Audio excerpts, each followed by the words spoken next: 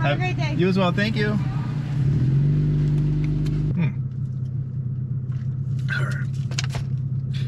So I've been having a lot of questions if this car can really do 0 to 60, if it can really accelerate from 0 to 60 mile per hour in under 4 seconds. There's been some speculation that it can do it with the mods it has. I've even had friends who've questioned it. And so in this video, I'm gonna go ahead and use my brand new trusty Draggy, and we're gonna go ahead and try to replicate my under 4 second 0 to 60 runs, so I have actual documentation on a video specifically for this, proving that this car can indeed accelerate in under 4 seconds.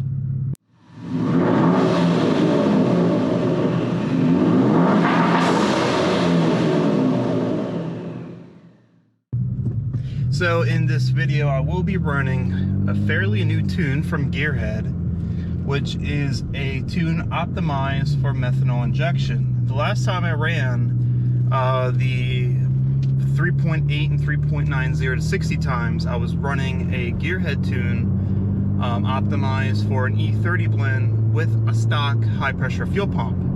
So it wasn't as much boost. It was probably, you know, it was running steady, holding boost around 11-12 psi, but because of the additional octane, you were able to get a lot more timing, which is what gave you extra torque and then extra, you know, and that's what really helped with acceleration on that tune, was the low end grunt. So in this tune, it's about the same torque. It's a little bit less, I think, at the bottom end.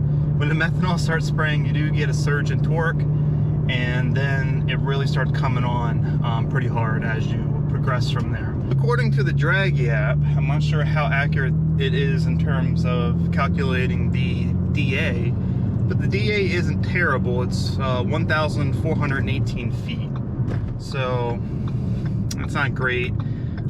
Temperature 79 degrees. That's better than it has been around here in Maryland. So for like a normal daytime.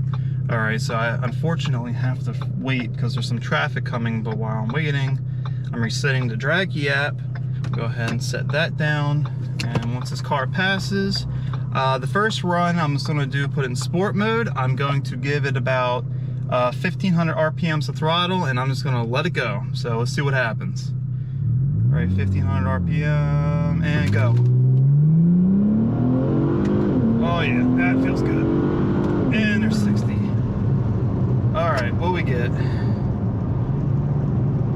4.79 seconds. So not as good as it once was, but I think we can do better. Let's try that again. This time, I'm just gonna go ahead and throw it in sport mode. See if I can get a different result. And I'm just gonna hit the go pedal, see what happens. Draggy app is reset. We're all good. And setting the gas, let's go.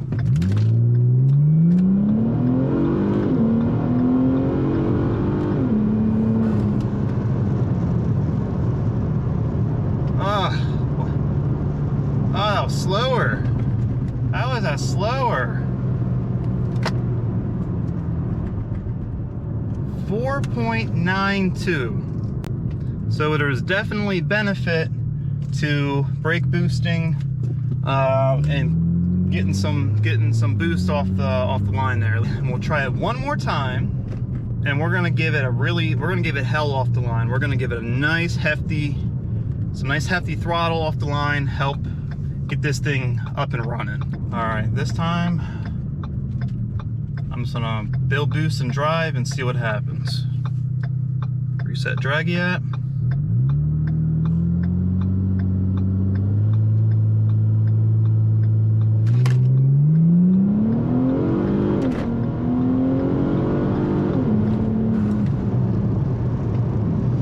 Okay, that was actually a little bit better.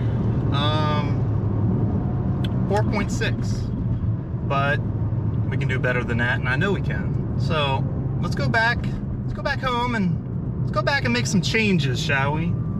Okay, so it seems that we're struggling a little bit with this new tune, just because it doesn't seem to have the timing come in as aggressive down low as the E30 tune did. Really having problems getting the car to take off like it was. And there's another way to combat that. When you don't have the power, how can you get your car to accelerate quicker? And that's weight reduction. And in fact, I've even made a whole video utilizing the car behind me as an example. And if you want to see that video, Karz here, and you can go ahead and watch it. And it's about uncommon ways that you can reduce weight in your vehicle to help with its acceleration if you cannot add power. So it's come down to that in the SHO, so we have to reduce some weight. I've gotten my handy dandy scale here, a little dusty, but it'll still work. And I'm gonna start removing some things. Now, I'm not doing a full interior strip because this is a street car and that's what it will always be. I will never take my seats out of this car. All my panels are going to stay in this car. But there are a couple things that I can remove that will help reduce weight. And we're gonna start removing those pieces right now. All right, so one piece we can remove is this addition right here. Now, this don't look pretty because it's not done yet. Pardon for the sloppy camera work, but I'm trying to reach across the seats here to unlock the other one. But this right here is a future project on the Automotive channel that's going to be about how to add a little extra bass to your car without adding extra weight. So this is what this is, but even though it doesn't weigh as much as a traditional speaker and box, it still has some weight to it we can take out. Let's go ahead and just remove this. And let's take it over to the scale and see how much this actually does weigh. Let's go ahead and set this on top of that, like so. And it looks like that we have 11 pounds and 12 ounces. 11 pounds, 12 ounces right there with the speaker. What else can we take out? Well, let's go try to find something. All right, so the next thing we can remove that I wouldn't ordinarily remove, but I don't feel super bad about it, is what we have under here and this carpeted piece here, because this has some weight to it as well. And we're gonna go ahead and remove the spare tires. I have a lot of extra stuff in here. Not that it weighs much, but it all adds up.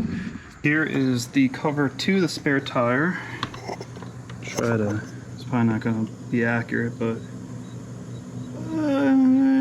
about 7 pounds. So 7 pounds for that. All right, let's move on to the tire. So it looks like we have about 38 pounds and 10 ounces. All right.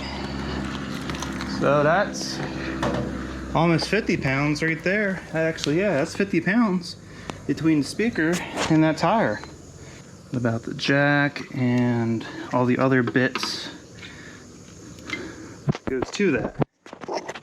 That's another 6 pounds and 1 ounce, almost 2 ounces.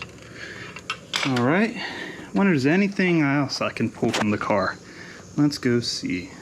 All right, so I found something else we could take out. Now, I normally would not take out the whole glove box. Actually, the glove box itself doesn't weigh that much, but it was just easier because it's all in one thing. I don't have to take it all out separately.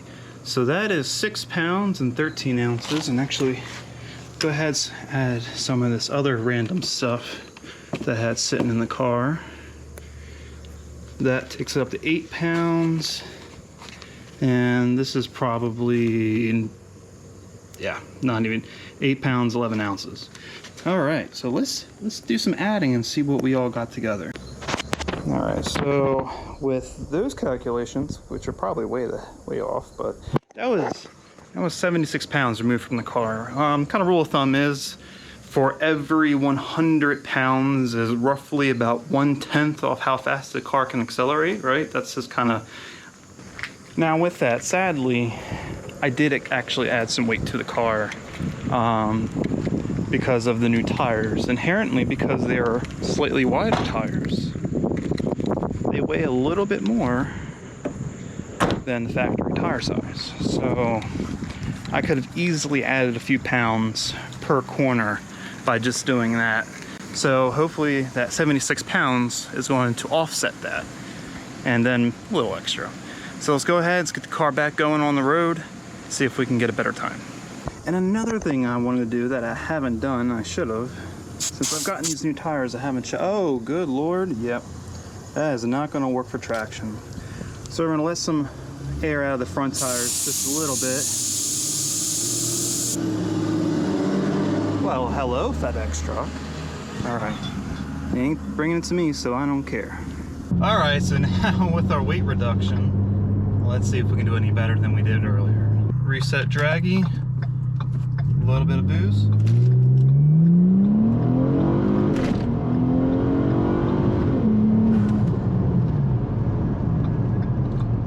Helped, 4.36, 4.36.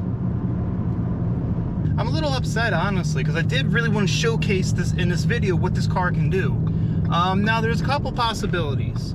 I really do think this is a tune thing. The last tune I ran had a lot of timing put in down low for E30. I ordered this tune, which it feels about the same in the mid-range.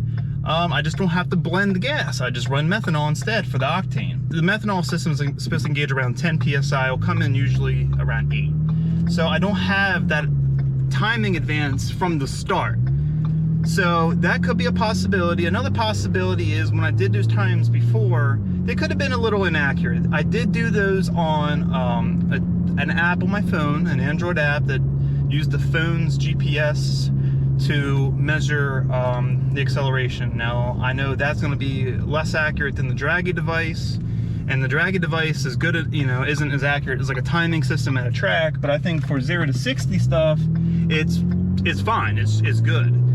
So that could be a possibility that maybe the inaccuracy of the phone app was giving me, a lot quicker runs than what I thought the car was. Although some of the cars that I've put this car up against in recent times should have proven those numbers to be correct, but I don't want to be biased. I'm trying not to be biased, so I'm still going to post this video. And maybe I'm going to go ahead and load that other tune back in and see if I can get better results. Get the E30 blend back in the car and try it again. That's all we can do, right? So until then, that's it for this video. I don't want to be beating on the car all day.